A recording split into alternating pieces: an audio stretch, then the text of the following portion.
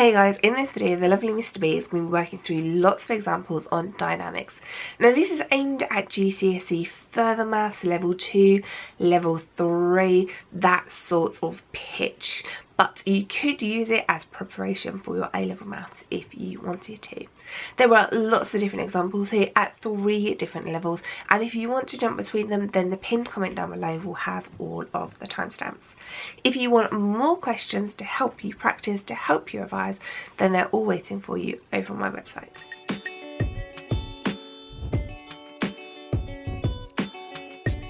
We are going to have a look at how we can use the forces acting on an object to calculate the acceleration. Now we have an object and let's identify all the different variables we have. So firstly we have the forces. We have 50 newtons to the left and 30 newtons to the right. Then we've got the mass of the object, which is 60 kilograms. And we're looking for the acceleration, which will be in meters per second squared. So how do we use all these different variables to calculate the acceleration? So there's a formula that we need to know. And the formula is F equals ma.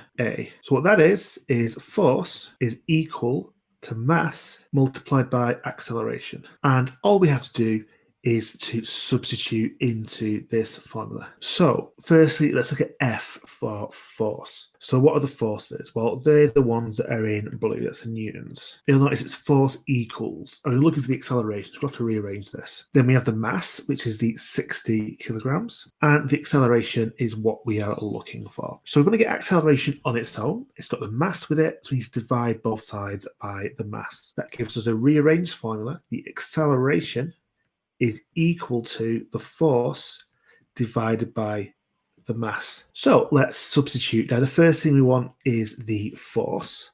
So how do we find the force? So we've got two acting on the object, the 50 newtons and the 30 newtons. So we kind of have to resolve the forces here and figure out which direction it's going in. It looks like it's going to be going to the left and it's going to be going 20 newtons. So the largest of the two forces is the one going to the left, and 30 newtons of it are going to the right, which cancels out 30 newtons. You have 20 newtons left over. So when we are finding the acceleration, the force we're going to be using is 20 newtons. The next thing we need to find is going to be the mass of the object, and that's really easy. It's given to us. It's 60 kilograms. So the acceleration is going to be 20 divided by 60. And if you work that out on a calculator, it should give you 0.3 recurring. So the acceleration is 0.3 recurring meters per second squared. So the topic starts off fairly easy. We have to remember a formula, we have to rearrange it, and we have to substitute into it. Now, the next question is a little bit different. It asks for the acceleration of the forces acting on the object. So we don't want the acceleration of the object itself, we want the acceleration that the forces are causing on the object.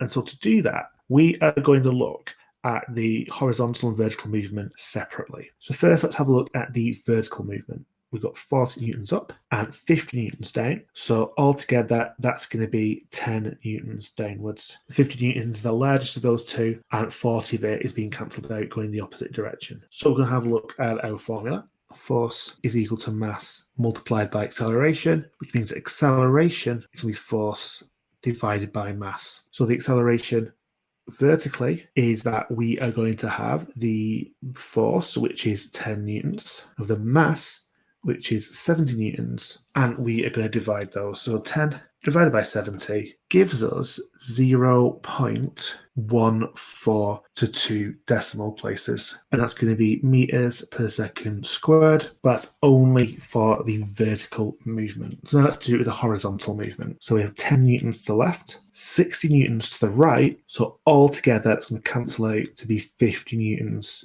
to the right. So we use the same formula. The acceleration is going to be equal to the force, 50 newtons this time, over the mass. That'll be still 70. That doesn't change.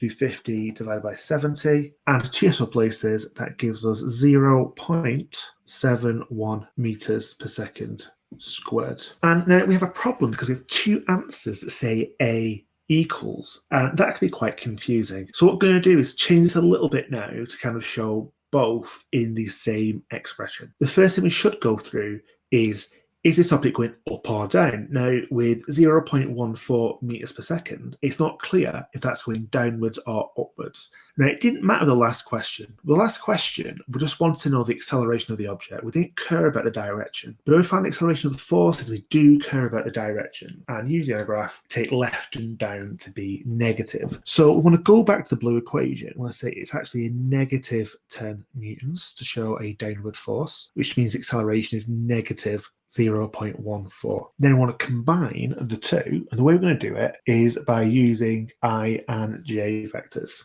So we can see that the acceleration is equal to, then you think about I and j vectors or even x and y coordinates, you do the kind of horizontal measurement first, which is 0.71. And to show that's horizontal, we're going to use the letter I. And then we have the vertical movement, which is going to be negative 0.14.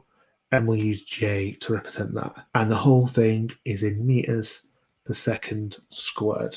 And so that's the way at the end with this kind of combined vector, we're going to show the two aspects of the acceleration. The horizontal acceleration, which is 1.71 to the right, and the vertical acceleration, which is 0.14 downwards. Now, we're going to start the next question the same way. So we'll have a look at the vertical forces. So we have 50 up and 30 down, which will cancel out altogether to be 20 upwards. Then we'll look at horizontal with 90 to the left and 60 to the right. So altogether, that's going to be 30 to the left. Then we're going to use our equation. Force is equal to mass times acceleration, which rearranged would be acceleration is equal to force divided by mass. And we'll do it vertically first. So the acceleration is going to be equal to, the force was 20 and the mass is 20. So we have an acceleration of 1 meters per second squared. Then we do the same horizontally. Acceleration is equal to the force. So we're going to say negative 30 for this, it's going to the left, over the mass 20. And if we do that, we're going to get negative 1.5 meters per second squared.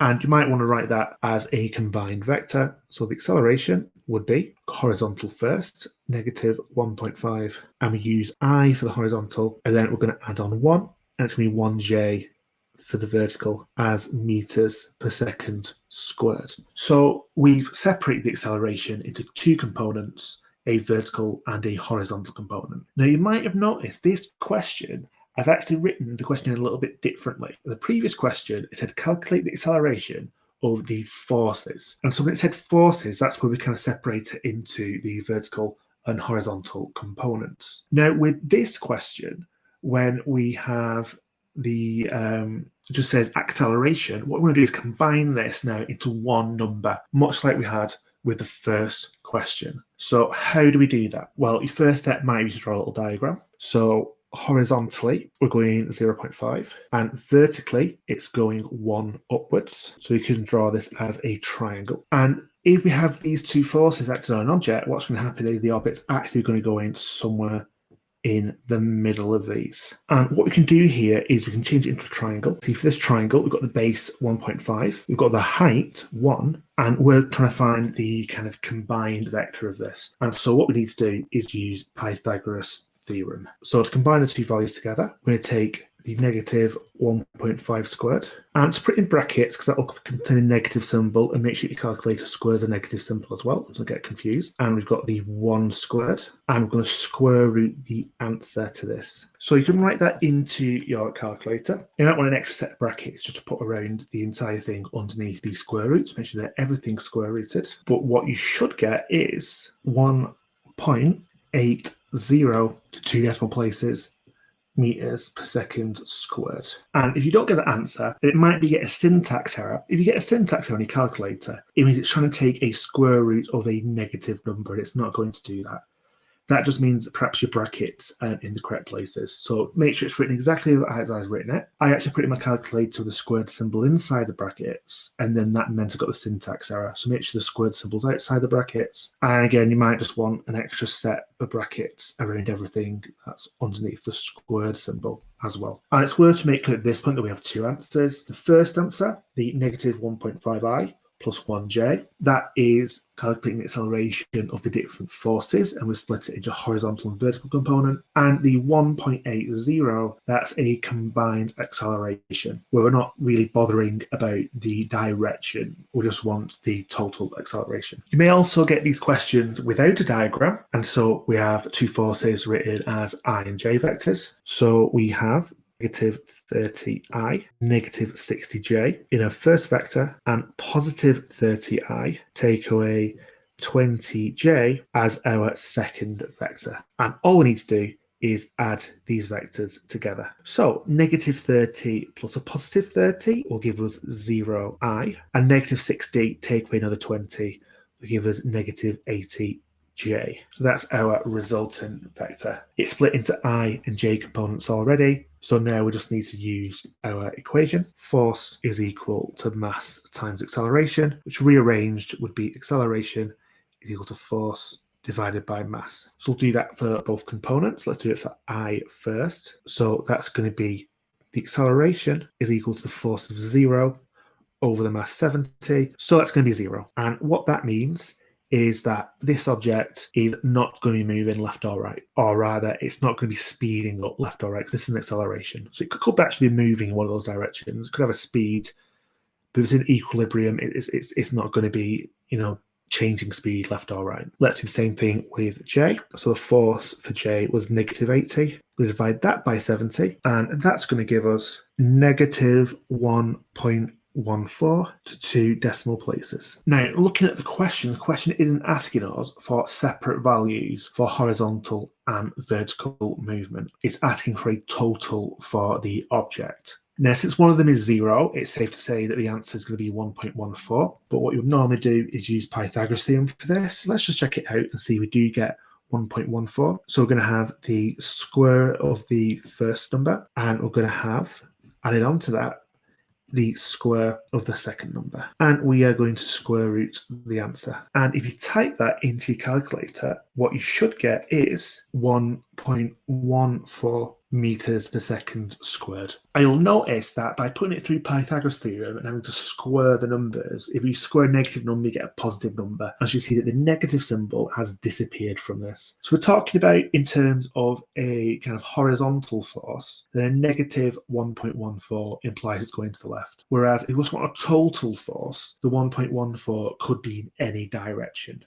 We don't really care about the direction when we're looking for the total acceleration on an object. If we did care about the direction in that format, perhaps we want an angle of the direction it's going in. So be really careful if you've been asked for an answer in terms of horizontal and vertical forces, or an answer in terms of the total force. The next question works the same way, but now we have 3 forces. And let's try and speed this up a little bit. So let's not write it all out again. Let's just identify what we have. We have a negative 40i, negative 80, and negative 60. So altogether, that's going to be negative 180i. Then let's look at the vertical. So we have negative 70, negative 20, and negative 10. Altogether, that's going to be negative 100, negative 100j. And the whole thing we measured in meters per second squared. So now we've found our resultant. Now we can use our formula, which of course is force is equal to mass multiplied by acceleration,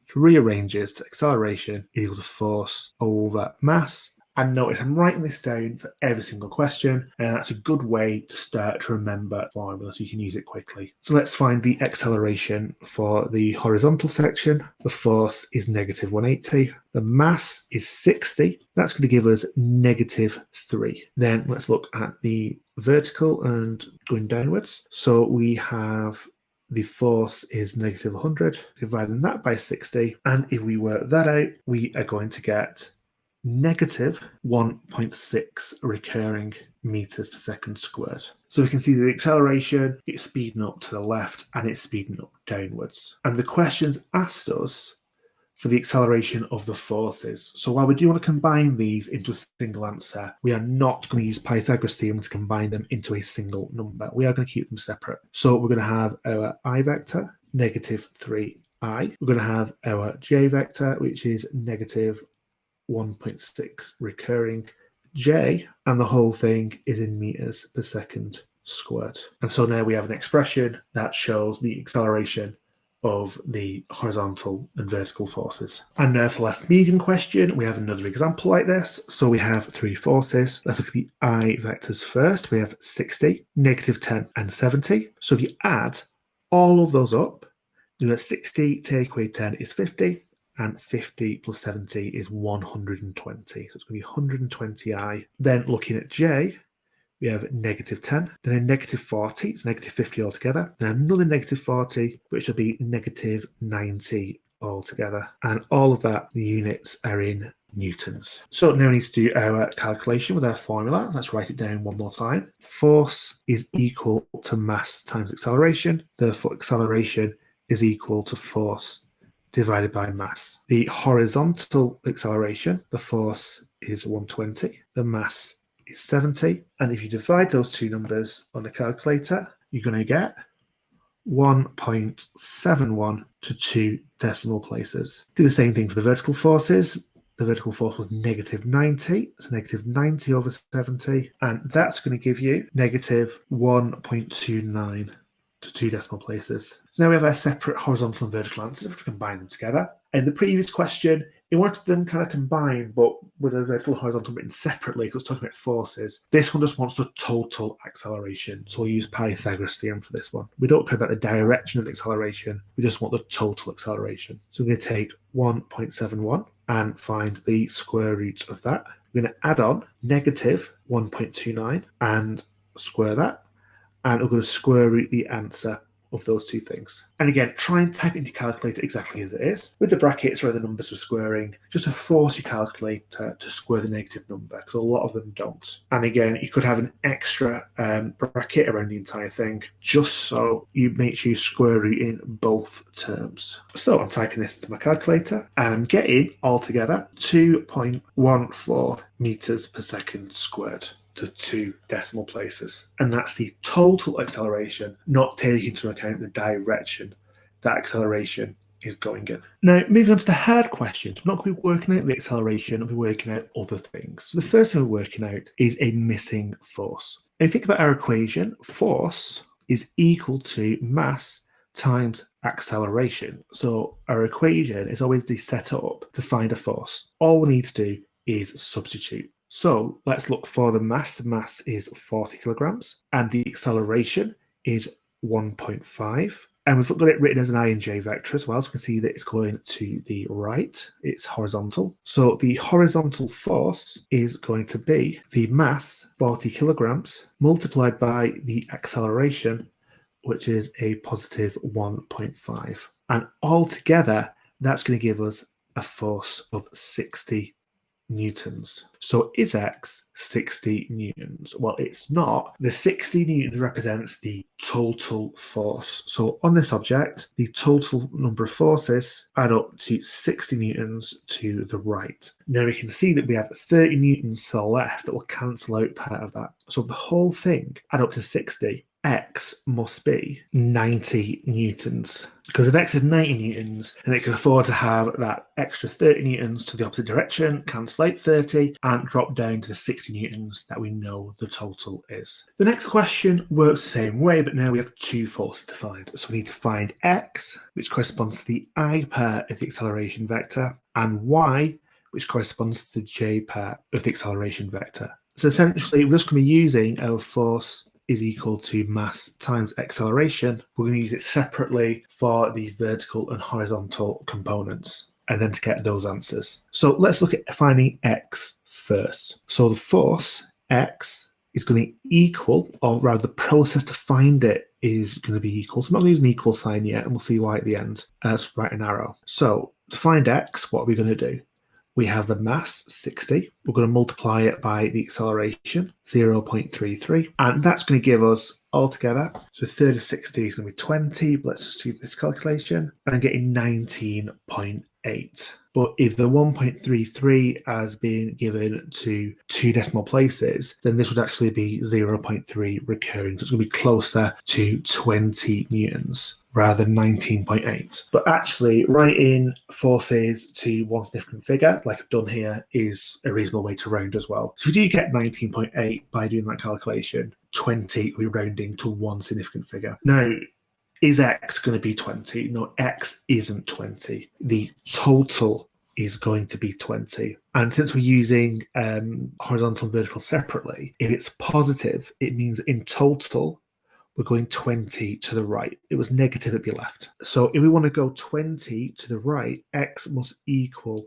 90 newtons, because 70 of that is being cancelled out by the force going the other direction. So to have 20 left over, it must be 20 higher than the 70 newtons, which is 90 newtons. Let's do the same thing for y. Again, I'm not going to write an equal sign because y won't be equal to this, but it's part of the process to find it.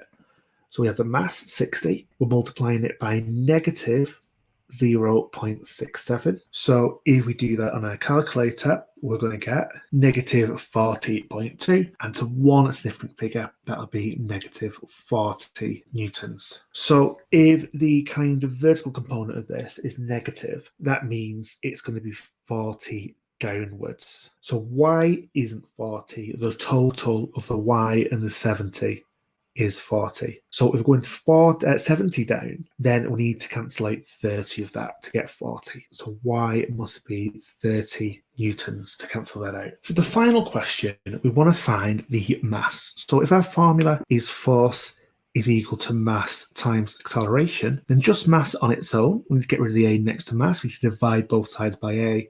That'll give us mass is equal to force divided by acceleration. So let's have a look at the horizontal forces first. We have 30 newtons to the left and 10 newtons to the right. So altogether, that's 20 newtons to the left. And the acceleration that corresponds to that is the negative 0.4 I. So can we put these values into our equation? So mass is equal to the force is going to be negative 20 newtons because it's going to the left. The acceleration is negative 0.40. And so altogether, that's going to give us an answer of 50. So that must be 50 kilograms for the mass. So actually, we have our answer already. We haven't even looked at the vertical direction, but let's see what that would do. So looking at the vertical forces, we have 80 newtons upwards and 20 down. So that's going to cancel out altogether to be 60 newtons upwards, which corresponds to an acceleration of 1.2. So what we can do is input that into our equation. Mass is equal to force is 60. The acceleration is 1.20. And if you put that into our calculator, we're going to get 50 kilograms. So we've gotten exactly the same answer. So you can work out the mass of the object with just one kind of component of the acceleration. You could have the total acceleration, or you could have just the vertical or just the horizontal. It's all going to be giving you the same answer. And in fact, because they both give the same example, the same answer, doing both versions is a good way to check your work and make sure you've got the right answer if you're not sure. Because if they don't match up, then clearly you've got it wrong. An object can't be a different mass in different directions. Ouch!